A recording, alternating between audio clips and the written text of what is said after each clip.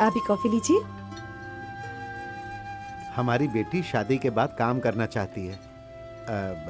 अगर आप लोग परमिशन देंगे तब। कोई बात नहीं, वो तब तक काम कर सकती है जब तक कोई बच्चा वगैरह ना हो। हाँ।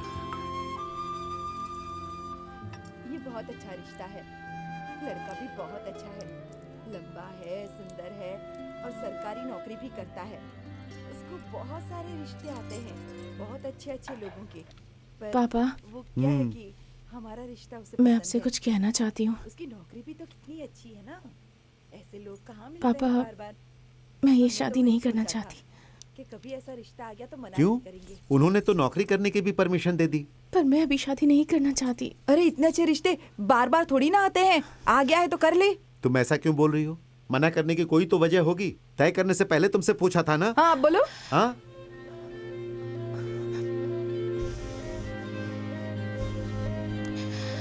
सुनिए, आप चिल्लाइए मत, थोड़ा आराम से बात कीजिए।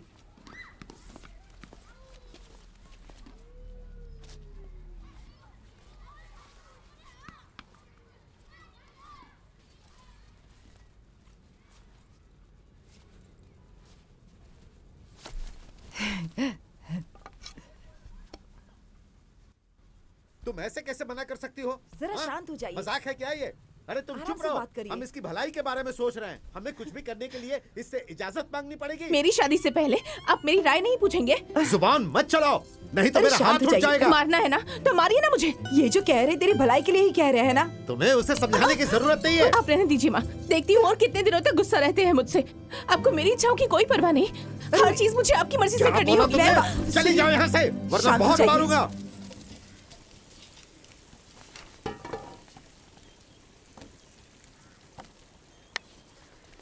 एक प्लेट प्याज डोसा। नमस्ते सर, मैं अभी डोसा तैयार करवाता हूँ। तब तक आप ये चटनी टेस्ट करके बताइए। ये क्या है? मुंबई चटनी सर, क्यों है? बहुत अच्छी है और फ्री भी है। फ्री है? हाँ, वो क्यों? नई वैरायटी है सर और हमारे होटल की स्पेशलिटी। एक बार टेस्ट तो करिए। मास्टर, एक प्याज डोसा। हाँ ठीक है।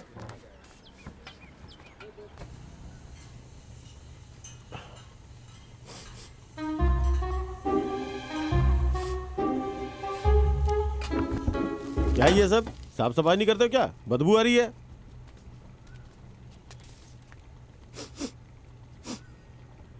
ए शिवा, हाँ भाई। देख वहाँ चूहा मरा है क्या? देखता हूँ। मास्टर जी, यहाँ कहीं चूहा मरा है क्या? क्या कहा चूहा? अब इतना खाना यहाँ पड़ा हुआ है तो चूहा तो आएगा ही ना। देखता हूँ यहीं कहीं नीचे होगा। हाँ संध्या, बोलो। राघव, हाँ? मैंने मम्मी पापा को हमारे बारे में सब बता दिया। क्या कहा तुमने? मैंने उसे कहा कि मुझे तुमसे ही शादी करनी है। क्या कहा? अरे तुमने ऐसा क्यों बोला? तुमने ही तो कहा था ऐसा कहने के लिए। अरे ये क्या कर दिया तुमने संध्या? तुमने बहुत बड़ी मुसीबत में मुझे डाल दिया है। अब कभी न कभी तो बताना ही था ना। अब घर आकर शादी की बात करो। मैं तुम्हारे घर कैसे आ सकता हूँ संध्या? मैं क्या बोलूंगा उन्हें? मेरे पापा ने गांव की जमीन बेच करके सारे पैसे होटल में लगा दिए। होटल चल नहीं रहा है। मैं आपकी बेटी से शादी करना चाहता हूँ और जो भी होगा आगे बेच के उसका ख्याल रखूंगा। मुझसे ये सब करवा कर अब तुम पीछे हट रहे हो। अरे ऐसी बात नहीं है संध्या। प्लीज राघव। हे, किससे बात कर रही हो? लाओ फोन मुझे दो। इस राज्य का राजा मैं हूँ। तो क्या हो गया? प्रजा को तो ठीक से संभाल नहीं पाते। मुझसे जुबान लड़ाते हुए शर्म नहीं आती है? ये लो। लेकिन सारी प्रजा भुखमरी सुनो, से अभी मर बात रही मत है। करो। तुम्हारे पापा इस वक्त नागेश्वर राव से बहुत नाराज हैं। एक आदमी है जो लोगों की मदद नहीं माँ, नहीं, मैं नहीं। बोलूंगा। मुझसे भी बात नहीं आती है इस राज्य में। हाँ? महाराज जो सबको राज मार रहा है। तुम सेनापति हो। तुम्हारा काम है पापा। सेना को संभालना। सेना पापा, में क्या करना ये लीजिए। है, क्या नहीं करना है, इसके लिए मुझसे पूछने अरे की मैं आपके लिए आवश्यकता पानी नहीं लाया है हूँ। तुम्हें। महाराज। और सुनो, इस राज्य में मैंने सुना है कि बहुत चोरियां हो रही हैं। हाँ महाराज। आखिर चोर किस रास्ते से आता है, किस रास्ते से वापस जाता है, मुझे इसकी पूरी खबर पापा, चाहिए। जो आ गया महाराज। एक मुझे आपसे कुछ बात करनी है। हाँ बोलो। पहले ये टीवी बंद करिए आप। इससे क्या परेशानी है तुम्हें? तुम बोलो। अरे नहीं, इसे बंद करिए ना। के साथ युद्ध करो, अपनी सेना लेकर के जाओ। जैसी आपकी आज्ञा। अब बोलो। आप गुस्सा मत करिएगा। आप नागेश्वर जी को जानते हैं ना? हाँ तो? उनकी बेटी संध्या को भी जानते होंगे। हम दोनों एक दूसरे को काफी समय से प्यार करते हैं और हमने शादी करने का फैसला भी कर लिया है पापा।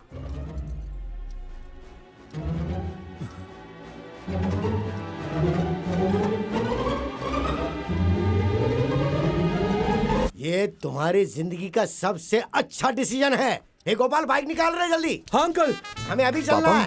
पापा कहाँ जा रहे हैं आप? आज रविवार है क्या? हाँ आज रविवार है। अरे कहाँ जा रहे हैं जी? पापा जा कहाँ रहे हैं आप? क्यों पूछ रहे हो तुम लोग? मैं नागेश्वर राव के घर जा रहा हूँ। हाँ? अरे रुकिए, मैं भी आपके साथ चलूंगा।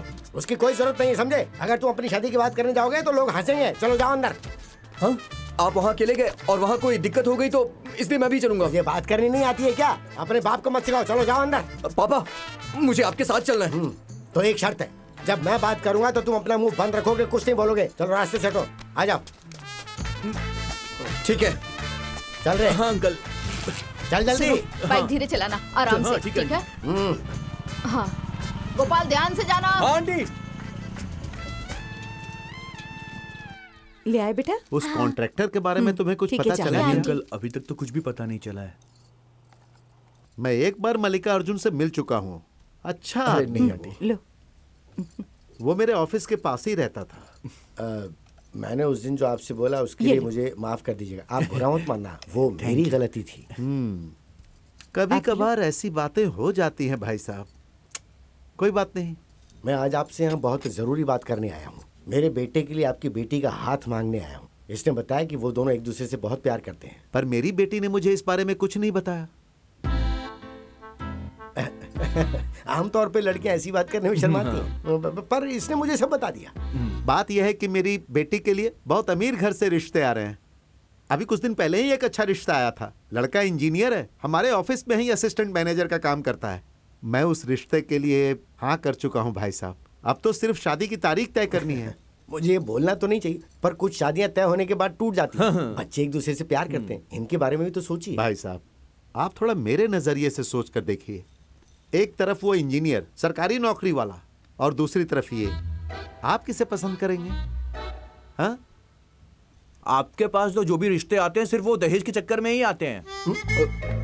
ओहो, तो आपको दहेज नहीं चाहिए क्या? क्या भाई साहब, ये सच है? हाँ? अरे नहीं अंकल, मुझे दहेज में 1 रुपए भी नहीं चाहिए। मुझे बस संध्या चाहिए। अपने पापा से ये बोलने के लिए कहो। क्यों भाई साहब?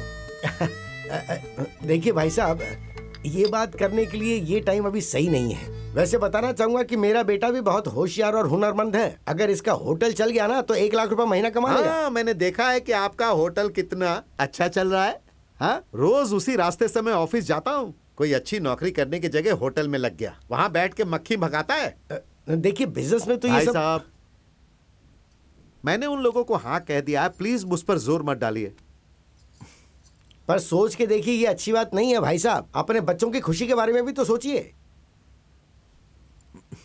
मुझे लगता है कि आपके घर में कभी भी एक मत नहीं होता है।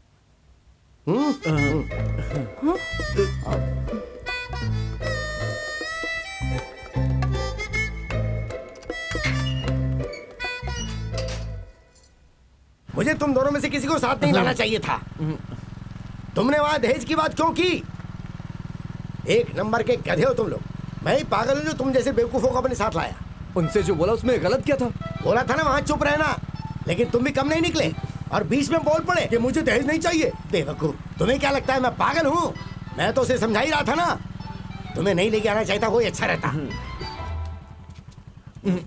कितनी बदबू आ रही है यहाँ पर।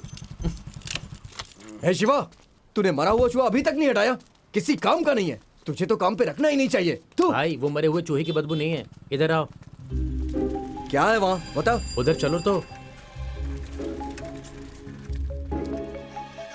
अरे यहाँ क्यों लेके आ रहा है? एक बार देख तो लो।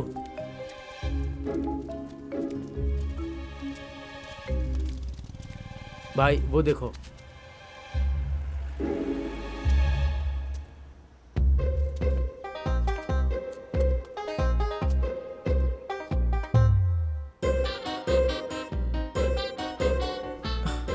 ये यहाँ कैसे आया? पहले तो नहीं था ये सब। किसने फेंका इसे? सॉरी भैया, सबसे पहले मैंने ही फेंकना शुरू किया था, क्योंकि फेंकने के लिए और कोई खाली जगह दिखाई नहीं दी। अब सारे लोग यहीं पर कूड़ा फेंकते हैं। सॉरी भैया। सॉरी भैया, तेरी तो। Hello municipality. अरे यहाँ पर लोग कूड़ा फेंक रहे हैं, आपको समझ में नहीं आ रहा है? आप लोग कर क्या रहे हैं? आप लोग वहाँ बैठ करके अपनी कुर्सियां तोड़ते हैं, किसी को काम से कोई मतलब ही नहीं है। देख रहे हो ना? अरे ये सब साफ करवाइए जल्दी। ए, तुम हमसे ऐसे कैसे बात कर सकते हो? तुम्हें तो हमसे रिक्वेस्ट करनी चाहिए। हम तुम्हारे नौकर हैं क्या? अपनी शिकायत पोस्ट कर दो।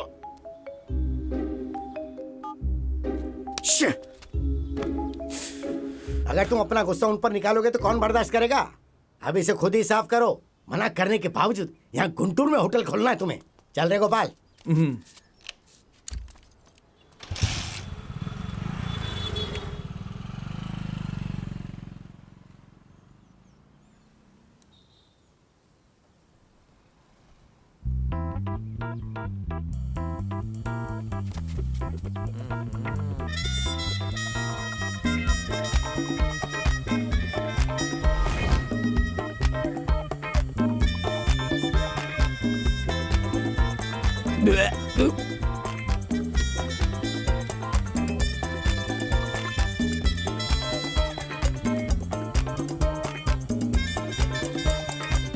इधर देख।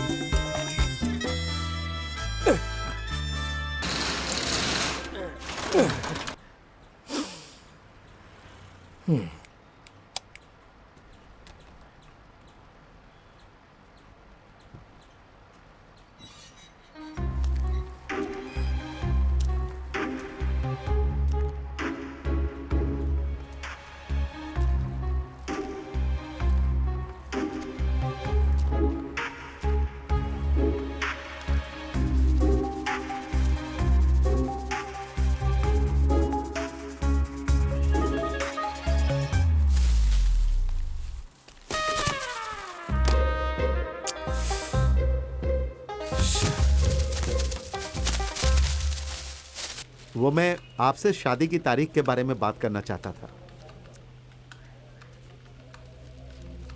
क्यों, क्या हुआ सर? आपने तो हाँ बोला था, अब क्या हुआ?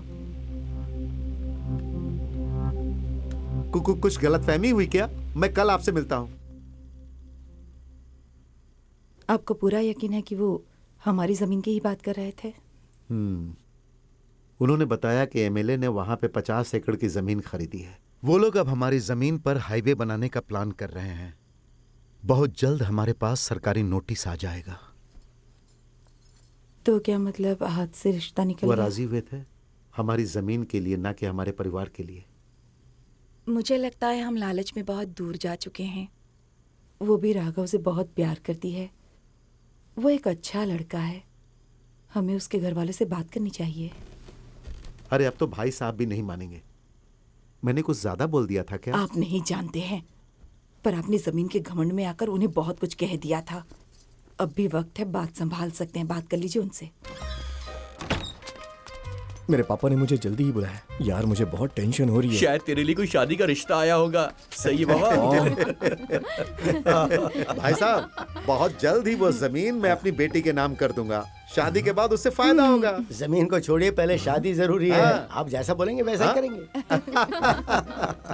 अरे बेटा तुम आ गए, लो मिठाई खाओ। अरे नहीं अंकल, नहीं चाहिए। भाई साहब, एक बात मैं समझ गया कि आजकल के बच्चे हमारी बिल्कुल नहीं सुनते। वैसे ये बताइए, वो जो अमीर लड़का यही था ना, उसका क्या हुआ? आप तो बोल रहे थे ना कि वो लोग आपसे रिश्ता करना चाहते थे। अब मैं आपको सच बता रहा हूं भाई साहब, मुझे राघव पर बिल्कुल भी भरोसा नहीं था। वो इंजीनियर लड़का मुझे बहुत पसंद था।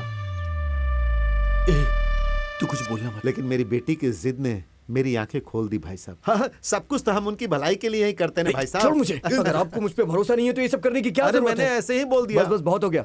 आपका मानना तो यही है ना? उस दिन आपने सबके सामने बोला कि मैं कुछ नहीं हूँ। अरे मेरा ऐसा इंटेंशन नहीं था। इंटेंशन कुछ भी हो, लेकिन जल्दबाजी मत करिए। मैं शादी तभी करूंगा जब मेरा होटल अच्छी तरह से चलने लग जाएगा। तब तक मेरी शादी की कोई बात नहीं करेगा। लेकिन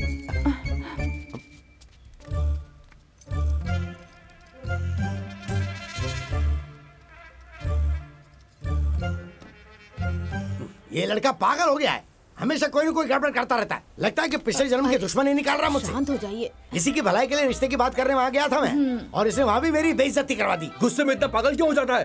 थोड़ी देर के लिए तू अपनी जुबान पे लगाम नहीं दे सकता है क्या? अगर तू बोलता नहीं तो संध्या के साथ तेरी शादी भी फिक्स हो गई होती। इतनी मुश्किल से पापा को मनाया था, तुमने इतनी आसानी से ना कैसे कह दिया? तुम्हारे पापा को मेरे अंदर कमी नजर आती है और तुम्हें लगता है कि ये सब मैं भूल जाऊं। तो क्या हो गया? उनके बोलने से क्या मुझे फर्क फर्क पड़ता है? पड़ता है संध्या, और मेरा नेचर भी ऐसा ही है। मैं किसी को परेशान नहीं करता। अगर मुझे कोई करता है तो मुझसे कंट्रोल नहीं होता है, वो चाहे कोई भी हो, तुम्हारे पापा ही क्यों ना हो। तुम ऐसा कैसे बोल सकते हो? अगर वो मेरे लिए कोई और रिश्ता लेकर आ गए तो? मुझे पता है ऐसा कुछ नहीं होने वाला है। अरे अगर हो गया तो? अगर ऐसा कुछ हुआ तो मैं संभाल लूंगा यार। अच्छा तुम संभालोगे? तुम्हारे पास जवाब नहीं है इसलिए सुन अरे रहे हो। बहुत हो गया यार तुम्हारा टॉर्चर। होटल चलेगा तभी मैं शादी करूंगा, नहीं चला तो नहीं करूंगा।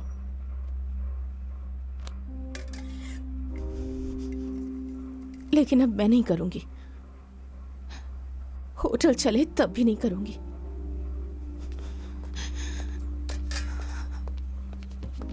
संध्या, संध्या एक मिनट रुक जाओ।